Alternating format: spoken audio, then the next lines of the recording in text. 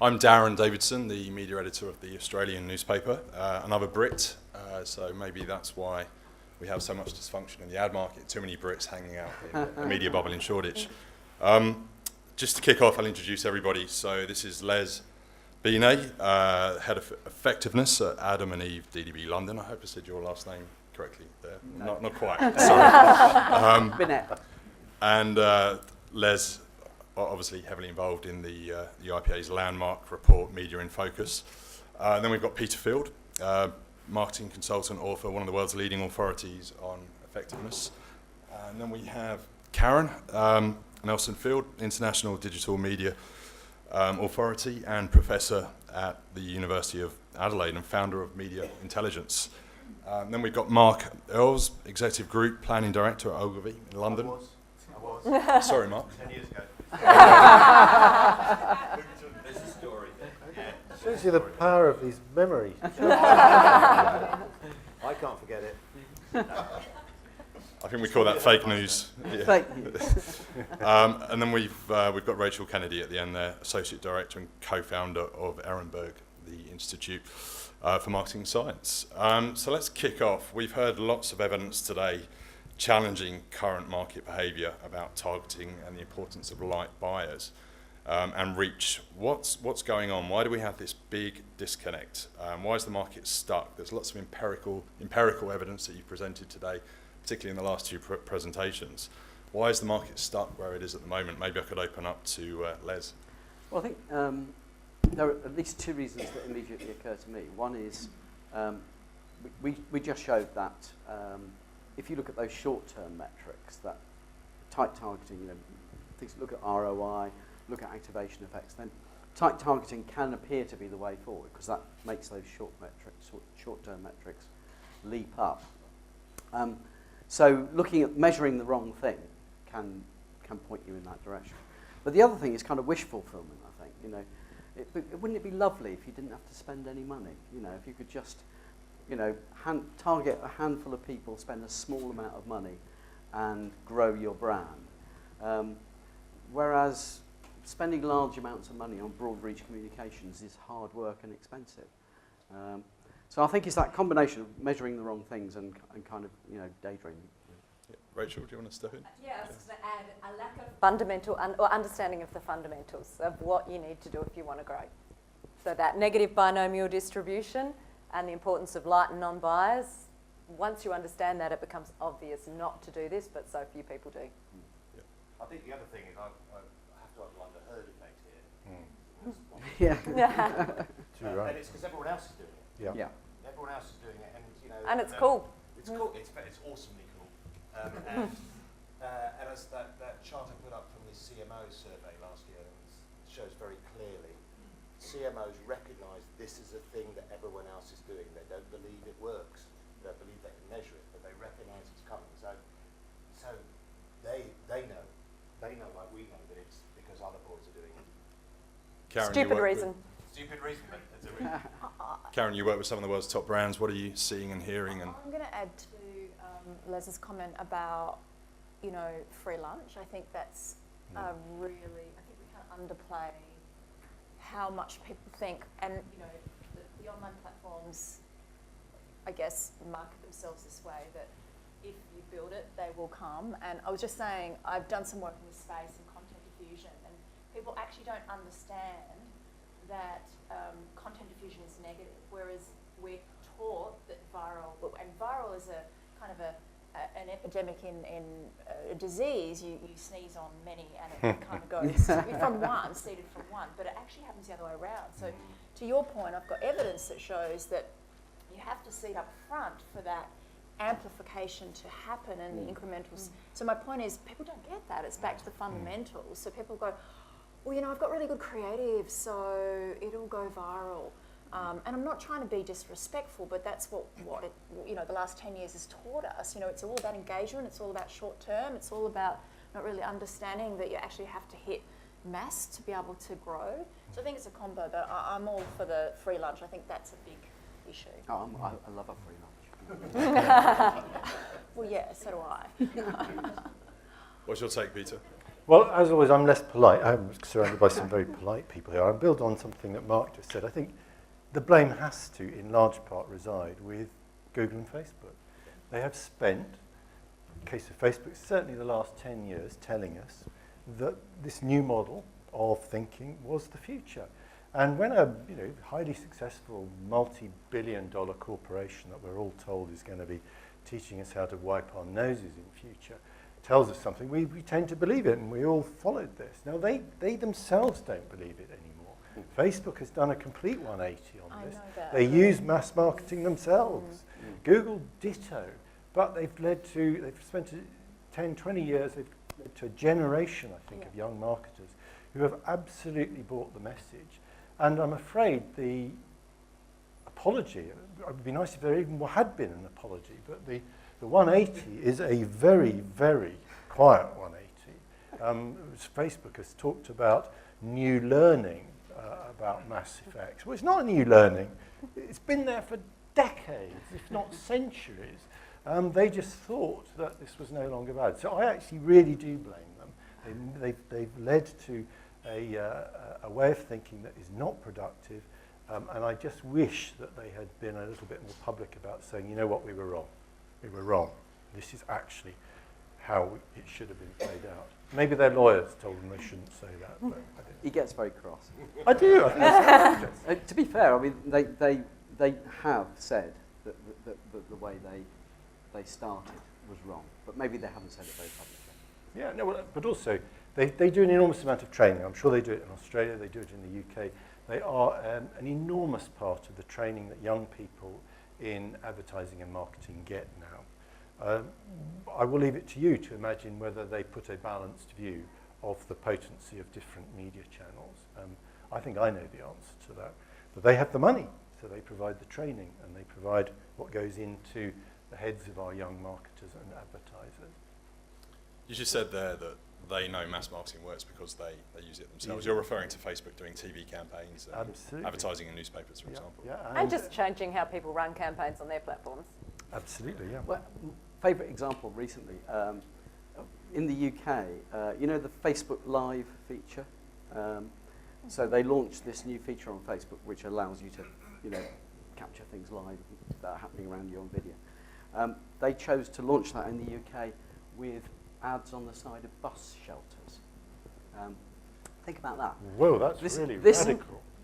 This is a feature that this presumably is advertising to existing Facebook users because it's a new feature, and they've realised that the most effective way to reach existing Facebook users was to put ads on the side of bus shelters, not to advertise on Facebook.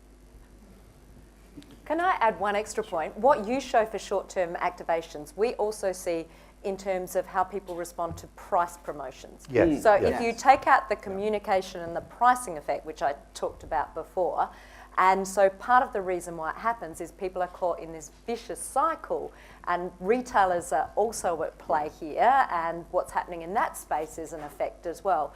But people have it very hard to try and get out of that cycle of running the price promotions because sales go down in the short term if they do, and their targets are all tied to it. So there's more than... I just Yeah, endorse that. absolutely. Our database of cases from the OK Social Works project shows that once you pull out that short-term activation stuff, level of proof of effect of social media is much less than either the authors or we'd like it to be. So it's not just the absence of proof. But I think you have to tease out the price from the absolutely. communication one Absolutely, because yeah. it gives you a different story. Because they are often very closely related, aren't they? Oh, they are, because the activation is giving the price offer, Yeah. but if you were trying to do it without, then Without price you wouldn't get the blip. And again, the sort of stuff where we talk about the role of messages in communication, very often short-term messages are price messages, aren't they? I mean, we saw something in the UK, we saw with the arrival of EPOS data in retailing, when it became much easier to see the short-term effect of price promotions, that people started putting more money into it. I mean, this goes back to sort of late 80s, early 90s. The ability to measure one kind of effect meant that everyone started chasing that. And I think that's what we're seeing now in online. Peter made an interesting point at the outset there. You said, look, I'm going to call it, it's Facebook and Google. Why are people so scared to call them out? We've had so many examples of measurement discrepancies at Facebook. Only this week, Ad News had a good story about how they're boasting that they have audience reach that isn't actually possible with more people than there are in a demographic in the population. We've got, That's just for starters. there you go. That's just for starters. Google Right. this Not week. such a bad call. Giving I am, advice I to am. advertisers. I don't know why. Why don't people call them out? I think because you feel very uncool doing it. You feel like a curmudgeonly old sod. I love being a curmudgeonly old sod. So, I don't know. I mean, I think certainly if you are, certainly if you're young, which I'm not, it doesn't look cool. It doesn't look cool. It's a pretty tough thing to stand up and say, look, actually, I don't buy all of it. Rachel. No, I agree. Yeah. But I don't think it does anyone any favours without having accurate measurement. Mm. So we all need to be pushing Can the I for just say that I don't think it's just them. Okay. I think we have a responsibility Yeah. for some of this stuff, that we've drunk the Kool-Aid too. We've allowed it to happen. We've allowed it to go unchallenged publicly. The ideas, for example, about micro-targeting and so on. I've been trying to challenge it. I know I you can have. hand on heart say. We haven't challenged it. I think that's fair. I think, when you think about the whole ecosystem that exists because they're in business, they're the ones that stand to gain, a complete slapdown if, the two major parties come out and said, sorry, we were wrong. So there's probably a whole ecosystem that should be blamed, not just the No, two. exactly right. Yeah. Exactly right. Just in the same way that there's a promise about a decade ago from the CRM vendors, who weren't, by the way, just CRM vendors. They were mostly software and hardware vendors. Same faces we see now here with big data. There were so many people with such a lot of vested interest in that model of marketing communication. So being successful, Yes. they just kept going at it, and eventually we all went, well, there's a role for it, but it's not the only thing. Yeah. But I think there's a lot of conversations going on in terms of challenging the online viewability standard and things like that. And I think it's coming. I mean, there's a review due next year, and I know MRC are really hot on it. So I think it's coming. Yeah. It looks like Change, Facebook are not going to change. meet that deadline from what's coming out of the US at the moment that they've set them. I'm sure they're doing their damnedest. It's part of the answer of rebates, that the rebates are just very generous with Facebook and Google compared to other channels. There is that suspicion. Anyone else like to weigh in on that? Yeah, I have to the- say, I have no idea about that side of the business. No. It's not something I do.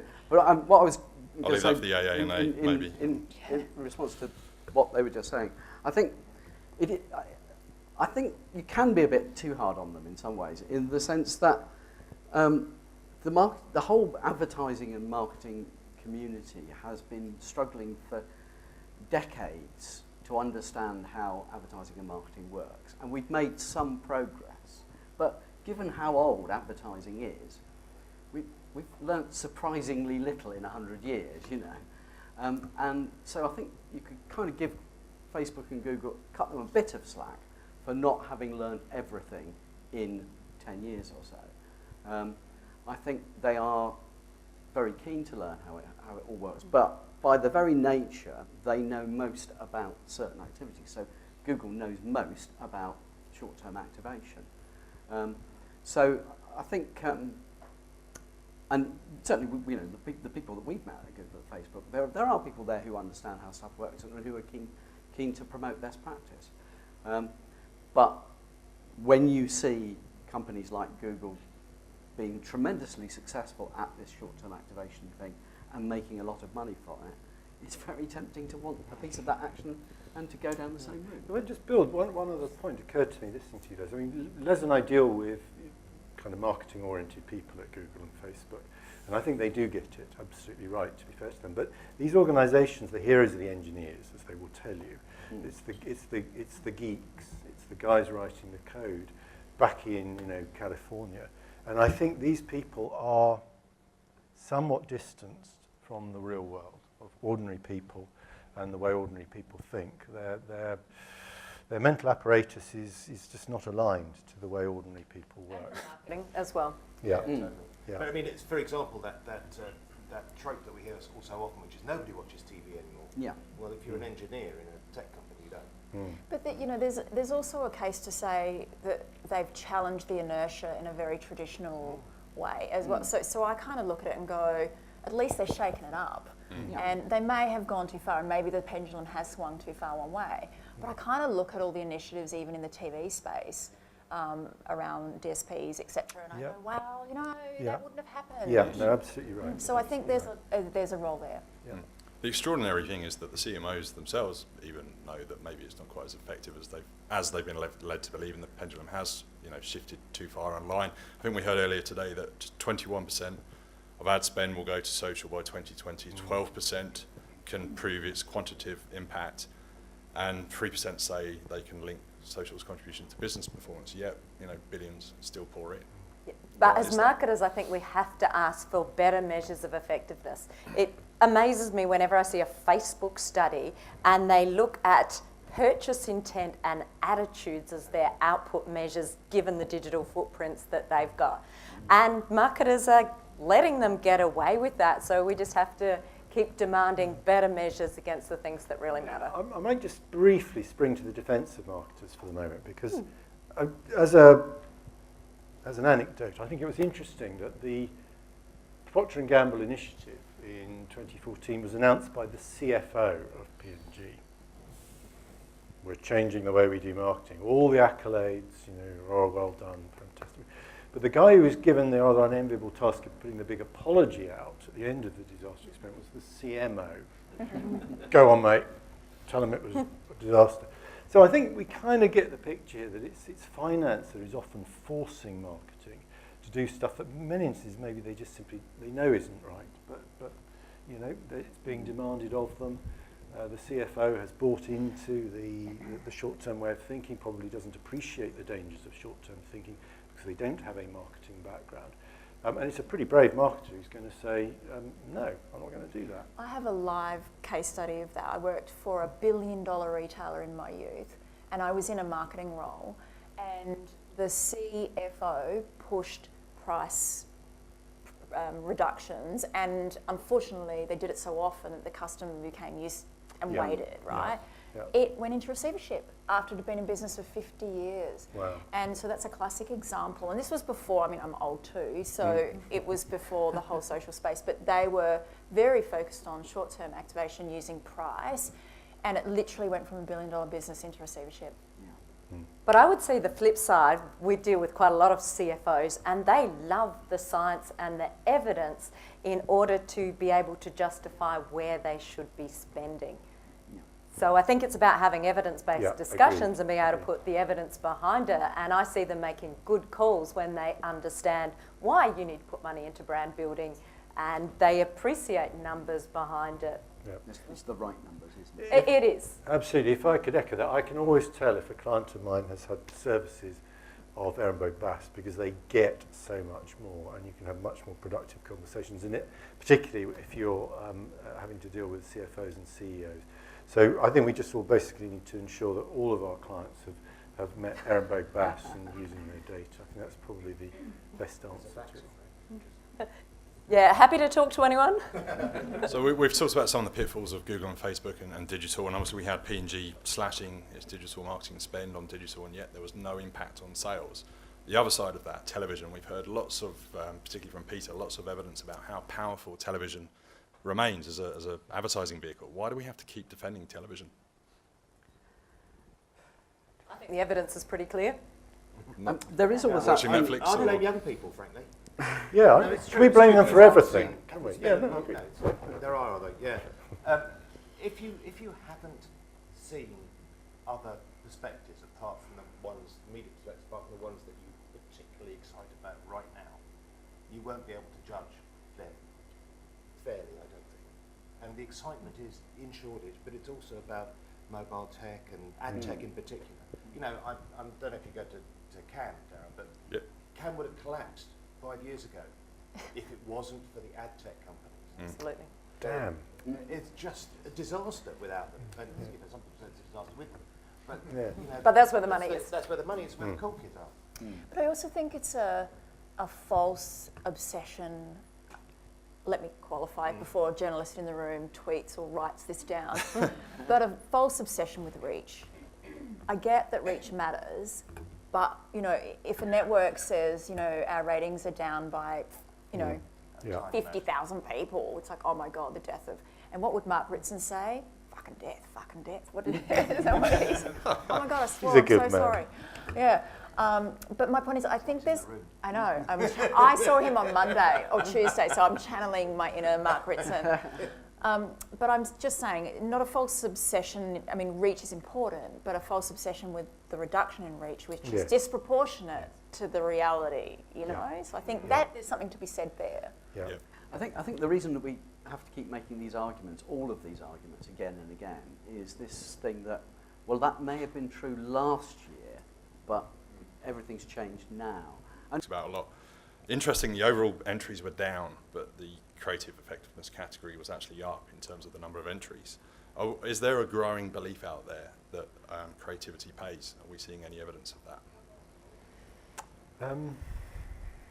I think there is. I mean, a lot of us have been banging on about it, but I fear we're now demolishing the edifice that we've built. What I'm looking at is data that says that the awesome, and I use that word for once appropriately, the awesome power of creativity to boost effectiveness is eroding, and it's eroding again for entirely avoidable reasons. It's because we're misusing creativity, we're channeling creativity into disposable creativity, short-term, smart addict gimmicks. We're not remembering that creativity really delivers its value over longer periods of time. It's a great tool for building these memory But I think memory also there's structures. this cultural thing, not to add tech in itself, but tech generally is now seen by many people in many business cultures to be the place where creativity happens, rather than in advertising. That's the place where whichever business magazine you want to look at, where's the creative stuff happening? It's happening in Silicon Valley. It's happening somewhere in Yes. The equivalent in China. Because the money's there. Because the money's there. But that's where we think creativity is, and not in agencies, and it's a bit sad, really. So we see that creativity matters enormously and drives sales and is vital to growth. But creativity is not one thing, and all creativity is not equal. So from the work we do with large brands, we see that the marketers who get the most value out of their creativity understand what their distinctive assets are. So they know what are the mental shortcuts or the cues that people use to recognise their brand. Those things don't change over decades, but the good creative brings them to life in ways that people want to watch and get noticed. So that creativity is vital, but the same creative person can do something that's very creative that people want to watch but does nothing for the brand. And so I think we need to get better at communicating what creative are we briefing for.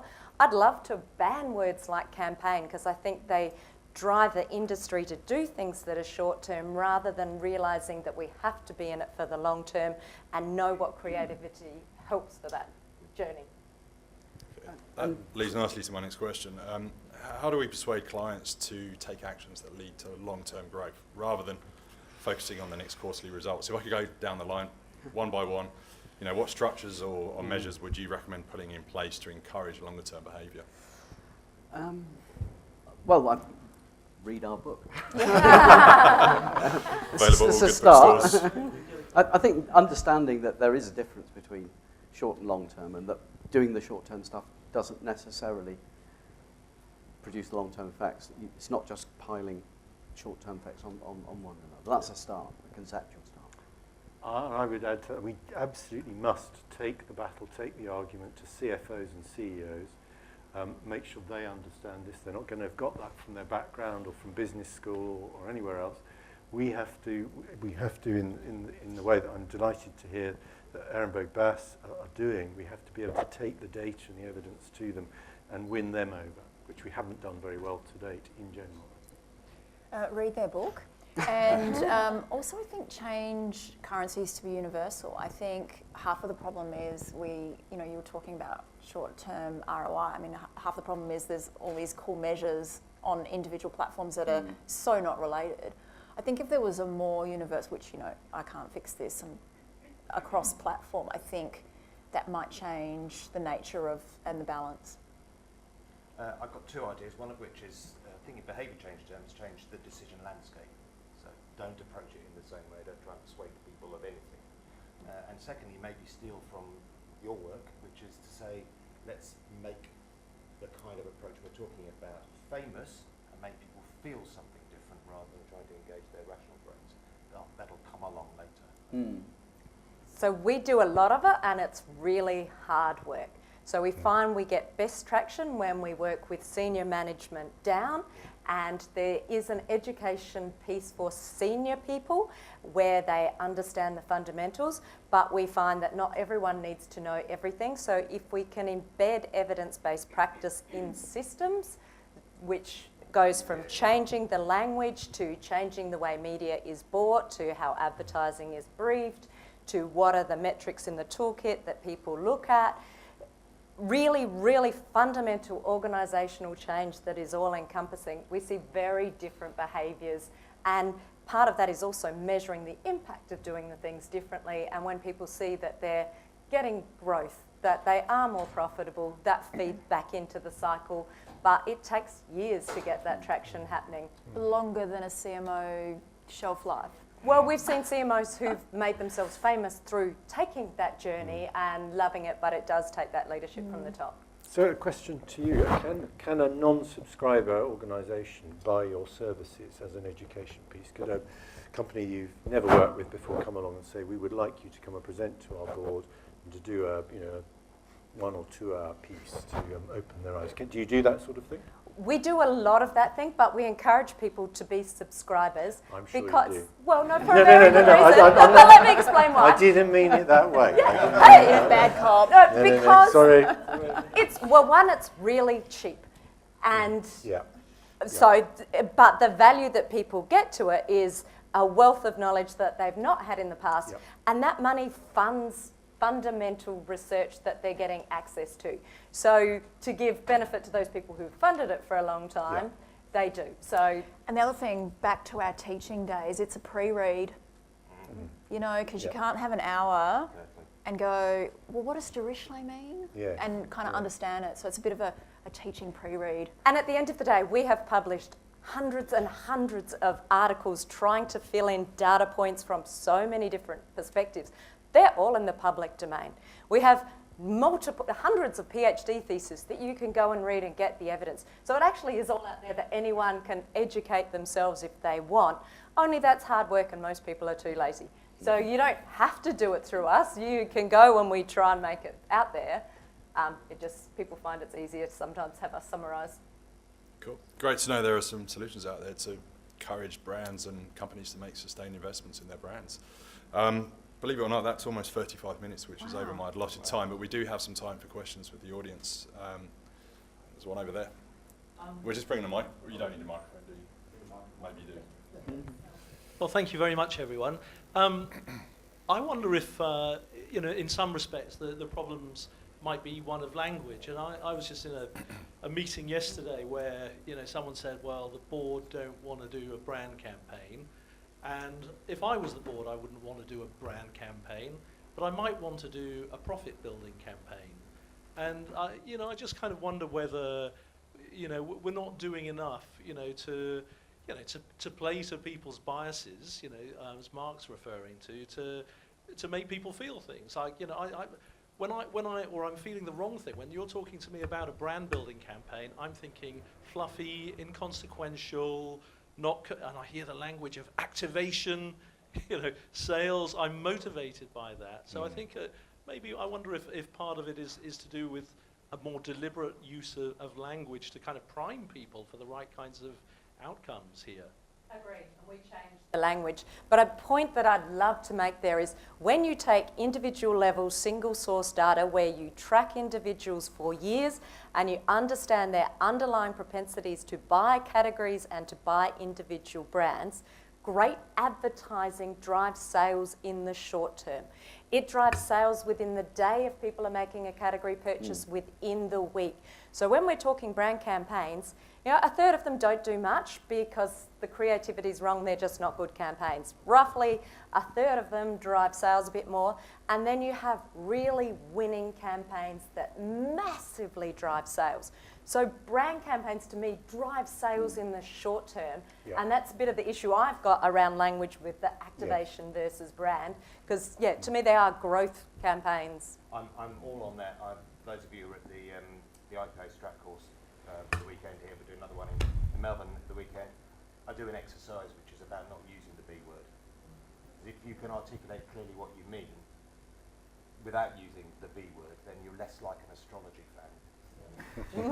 Love it. And more like a human being. Yeah. Something we've not stressed much in our research. I think all advertising does both brand and activation. The mix will be different depending on And the to me, nature you of it. have to take it back to that negative binomial distribution. Heavy buyers buy more, and so they get an activation. So many of them are going to do it anyway. Yeah. I think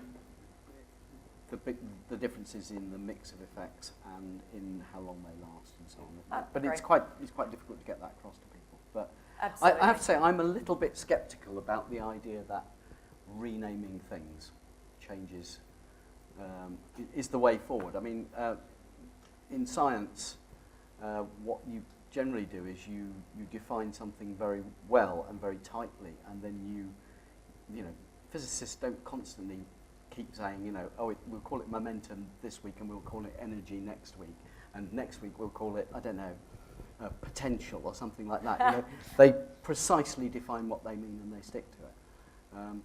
I think that constantly renaming things to sell them is an ad man's approach. Love it. Fair point. Except if the word changes over time. I'm just thinking, because funnily you even said, so we looked at the old ad avoidance literature when we built the algorithm for attention, and my feedback from a fairly credible professor said, should you call it avoidance? Because that's a really negative way to kind of say passive viewing. And my point is, whether that example is the best example, my point is maybe words change over time, and so it gives its meaning. So I get it in the sciences, the way that but scientists not in get around that marketing. is to be very precise and Yeah. to define things in a So very where you have precise precise way. terms, you should keep to them. Yeah. Yeah. Unfortunately, there are lots of people out there who don't necessarily pay attention to the definition you've given. No. So the Yeah, word yeah, brand is, you know, as much an exhortation to do the thing that we want you to do in the centre Yeah. of an organisation as it is to doing the thing I want to do anyway. Yeah. The one I've struggled with most actually is the whole emotional rational thing. Yeah. It's actually more complicated. Yeah. A rational message can be hugely emotive. You Yeah. tell me my favourite shoes are on sale. It's a rational message, but hey. That's great. Thank you. I've got another question over here from someone. Yeah, we haven't touched on a massive bombshell that was dropped here today, Peter and Leslie, that we shouldn't be focusing on ROI. I just wondered maybe we need to spend a little bit more time. Interesting to hear what the panel maybe thinks of that. Yeah, I mean, I've said it as well, that I think many of the ROI measures in use are driving the wrong behaviours. We have to work out what's going to give a brand the best return for its spend, but the measures that are being used are driving the wrong behaviours. And it fosters special source measures too. When so it makes it worse. It compounds it, doesn't it? To me, this isn't a new thing. I was going to tell you about this. So, several years ago, back 2011, I was asked by the IPA in the UK to write a guide to ROI, and the first thing I said to them was, "Well, actually, that's the wrong place to start. The thing you should be trying to do is to stop people getting obsessed with ROI." And if you that guide is still available, I think online. If you read it properly, you'll find actually it's full of me saying, this is how you calculate ROI, but this is not actually what you should be focusing on. Well, that's the critical thing. This is why it becomes a kind of dangerous thing, because the IPA Effectiveness Awards, just as the F is here, place huge store by ROI as a metric for success. Every pound we spent generated, or every dollar we spent generated $10 of incremental profit. And that is a good and important financial metric. It's just, it's a lousy target. You don't achieve it by targeting it. And this is a complex thought to get people's heads around. If you target ROI, you shaft profit. That's the problem. It's quite complex. It's quite complex. So, for example, if you're setting the budget, the way that you maximise your profit is to keep spending until the point where your marginal ROI reaches zero. So actually, your aim should be to reduce your marginal ROI in order to maximise your profit. Well, if you want to grow as well. Yes, Yeah. exactly. Yeah. Yeah. I think it was Tim Amber at the London Business School who first started ranting about this long before any of the rest of us picked it up. He just reminded us all. It's a ratio. There's two ways you can maximise a ratio. If you're smart, you maximise the profit impact of your campaign. But if you're lazy, you just cut the budget, and for a period of time, you'll get away with that. As we saw from your data, you know, brands don't decline immediately. Some brands will stay on in there for a period of time before the sales start dropping. In the meantime, your ROI would have gone through the ceiling. It would have been fantastic. I mean, And the memories will also be fading. I mean, it's actually an accounting thing. If the maximum ROI is always with zero budget, because so anything divided by zero is infinite. So, you know, a company that wants to maximise its ROI, if it can make 1 cent of profit on zero spend, then it's done its job. If it can drive its profits down to the point where you get, you know, maximum ROI, then it's done its job. It's a silly thing to try and maximise. Was-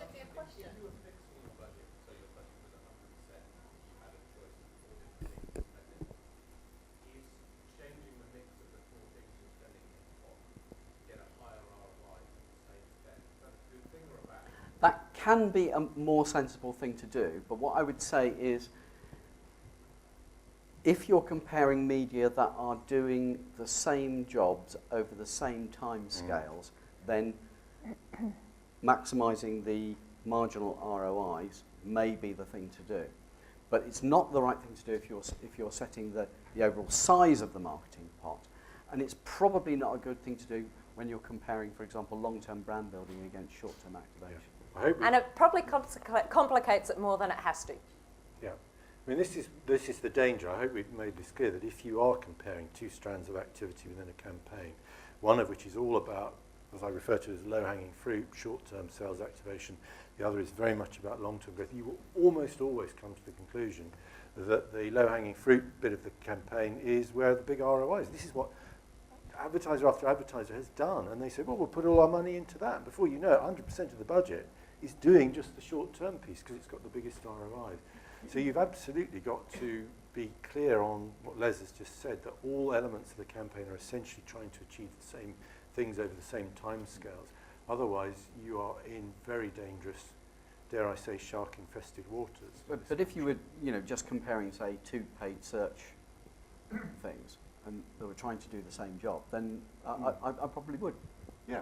Just look at the straightforward ROI. But that's never the way it plays out, unfortunately. That's all true. Are there simple long-term measures that you think might replace the language of ROI? After we adopted that because it was the boardroom language, the CFO understood it. Well, I think you need... Perhaps we as marketers didn't really understand. Well, I think, you know, as Rachel said, think in terms of long-term growth and long-term profit. Yes, but that's not easily measurable. Or it's much more complex to measure. Well, long-term measures are not easily measurable. That's the No, point. but there are some metrics that stand out. So having really good measures of penetration, it sounds really obvious, but in so many categories and so many markets, marketers don't have them.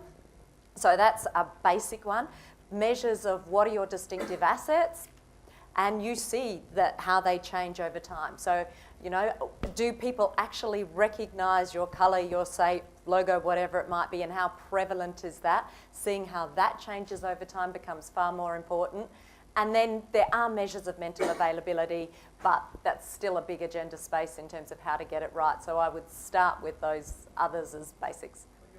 That will correlate. And I'm afraid I completely pass the buck to Aaron as I start talking about mental availability metrics. And physical availability. And of course You physical need both, availability. and but- how they relate. Yeah.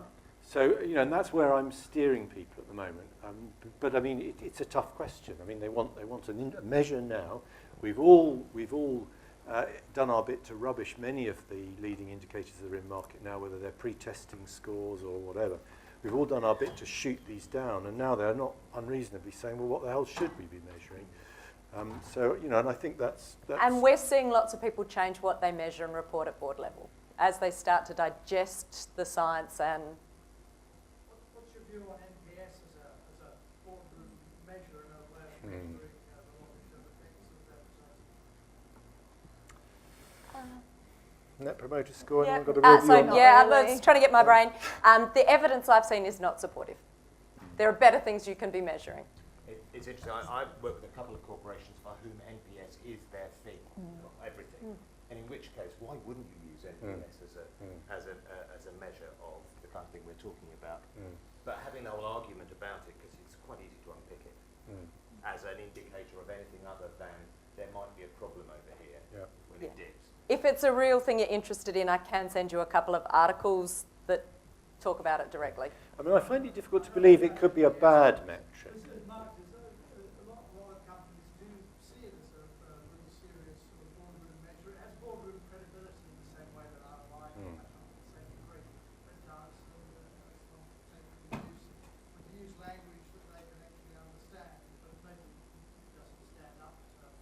Yeah, there are two key articles that give the negative. I'm not so close to it, but happy to share them with anyone who's interested. In terms of that education piece, this is an opportunity for the big consultancy firms to play a role when you've got smart people like Russell Howcroft at PwC, for example, talking about getting back to the traditional marketing funnel and away from clicks and that focus on short-termism. Is this maybe where they can play a positive role in the industry? I think lots of people need to be talking about it and questioning what's best. Yeah. Could we not have a funnel though? Because I'm not let's get rid of the funnel. I mean, just in terms of what you said about memory fade, I found really interesting. In terms of what do we lose when we don't invest in the long term. Good example, I mean, it's anecdotal, but I was talking to a banking exec recently, and he was really shocked at the public backlash after the budget in this country to the bank tax, and he couldn't understand why everybody hates the banks as much as they do. But I think the interesting link is that they've all stopped advertising and doing brand building over here. There's this big focus on kind of little Twitter videos and stuff that nobody actually watches apart from people in media and journalists. Yeah, I think I've always thought, if you look at the most hated companies in the world, they tend to be, banks, pharmaceuticals companies, some of the big tech companies, Insurance. and so forth, energy companies. They're all run by engineers and mathematicians, aren't they? They tend to be the ones who don't get the value of, people and feelings and Soft all values. that soft stuff. It's And interesting. it can bite them in the bum. Because the marketing hub of Google is London-based, but to your point, the tech is in San Fran, and you go, what a disconnect between the two. Yeah. They're not even in the same continent. And so it's no secret. This year I acqui-hired a bunch of tech people in, and we're all marketing PhDs who knew nothing about computer vision. And they knew nothing about light buyers. And it's funny, having them sit with us, albeit they smell a little, and there's lots of cordial and pizza. And I'm not trying to be cliche, but they actually are young. They're really super young. But it's amazing what we can do together. And they're really starting to get it. And we've got a big paper coming out internationally tomorrow, and their names are on it, and they're all so proud, and take it back to their professors in computer science. And so I think my point was there's a disconnect between, and it's very siloed. The thing that struck me about Google when I talked to them is that somebody once described them as being like an archipelago. It's like there's no organogram. You can't go, well, who do you report to? No, it's all these very, very fragmented teams who don't talk to each other. And It's very dysfunctional. I'm not sure that Google has a point of view about how marketing works as a whole. It's that you will meet some people in Google who will say one thing, and some say another. I think this is I don't know Facebook so well, but I think it may be to do with the way that particularly Google has grown as an organisation. It's a But series of... search is also so huge for them, and how much do you need to understand about marketing in order to understand directory advertising, really? Exactly. That's I like- think the other thing is that what we were trying to say, I was trying to say earlier on about social metrics, is that those have been set up by people that know nothing about human behaviour and know nothing also about marketing and human behaviour. And so they measure what they can measure. Yeah. And we got hooked on it. That's great, guys. I think unless we've got any more questions, we've no, all good. Oh, we've got one over there. Oh, you nearly got away with it then. I'd like to pick up, there's, you were saying the more interesting questions about the rational, emotional thing, and I actually agree there. And one of the things that kind of bothers me and has bothered me in a long time working in advertising is the value that's based on something that is emotional over something that is rational. So that if you have a rational message, it's decried because it's too rational, as distinct from something which is emotional that people believe to have much more value, rightly or wrongly. But that's the way I've seen things be. When you were talking about rational and emotional, I wasn't clear on whether you were talking about the stimulus or the response. Are you talking about an emotional message, or a emotional response that's really important? To Rachel's point, completely agree. Rational messages have emotional responses. Okay, well, there are... maybe answer that in three parts. You thought you were going to get away. We have, within the data that we work with, the data is coded in a sort of rational, emotional sort of way. So we have to work with that. But we can look at rational, emotional strategies and also rational and emotional responses. We haven't concentrated on that distinction so much in what we publish, but it's there. And what we find is that... Responses determined how? Well, this is questionnaire sort of data. Yeah. So To me, that is unlikely to actually capture emotional response. that's not questionnaire data in the sense of the audience, but the people who wrote the IPA papers. How did they think it was intended to work, and how did they think it worked? It actually worked. And in both cases, the broad thing is that that if you're doing brand building, you want an emotional strategy and you want an emotional response. And if you want to do activation, you're likely to want a more rational strategy and a more rational response. But I think actually the emotional rational distinction is a pretty crude and poor one. Personally, I would prefer to work with, say, talking about System 1 and System 2 as a way of thinking about things. Because very often what we will call emotional is not big sort of, crying or, goosebumps or whatever. It's about creating associations, and it's more implicit. So it's a pretty crude terminology, but it's the one we have to work with. Yeah, and I would also add, I think there's a lot of what you might say was emotional advertising out there that doesn't provoke an emotional response, because people look at it and say, what are you guys taking? Absolutely. And I think implicit, because we have a biased sample here of effective campaigns, is that emotional campaigns that seek to deliver an emotional message are also ones that are successfully delivering it. Because if they hadn't, they probably wouldn't be in our database. So it would be lovely to have a database that included campaigns that tried to get an emotional response and failed. I suspect they're probably wickedly ineffective campaigns, but we don't have There's the data lots to of prove it. humorous ones that fall in that boat. Attempts at humour that people actually just don't find funny. So as Rachel says, facts can produce big emotional responses. I mean, the more you go along that emotional spectrum, from rational to emotional to fame, the higher the risk that comes with it. I mean, we talk about the benefits, but we can't quantify, and we don't really talk about the risks. It gets more difficult as you move along that spectrum. But If you took a campaign like, if everything in life was as reliable as a Volkswagen, it's kind of rational idea that campaign was built from, but incredibly emotional response. How would you classify a campaign like that in the database?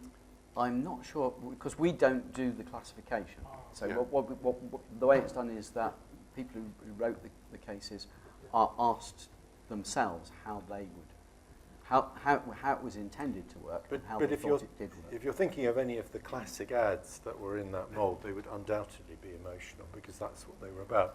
The famous one is a woman who's clearly in the middle of a divorce, tearing off all of the, her necklace. She's throwing it away, her ring. She's throwing it away. She's stripping herself of the traces of this man, and she's about to throw the car keys away, and then she stops and looks and drives off in the car. Now, if that isn't an emotional campaign seeking an emotional response, I don't know what is. That was why it was so effective. Okay, thanks guys. I've got to wrap it up now because Yeah, I know sure. we've gone over an hour. So thank you so much for your time and your questions. Les, Peter, Rachel, Mark, and Karen as well. And I'm sorry for getting your name wrong, surname mispronounced, and sorry for not getting your job right, Mark.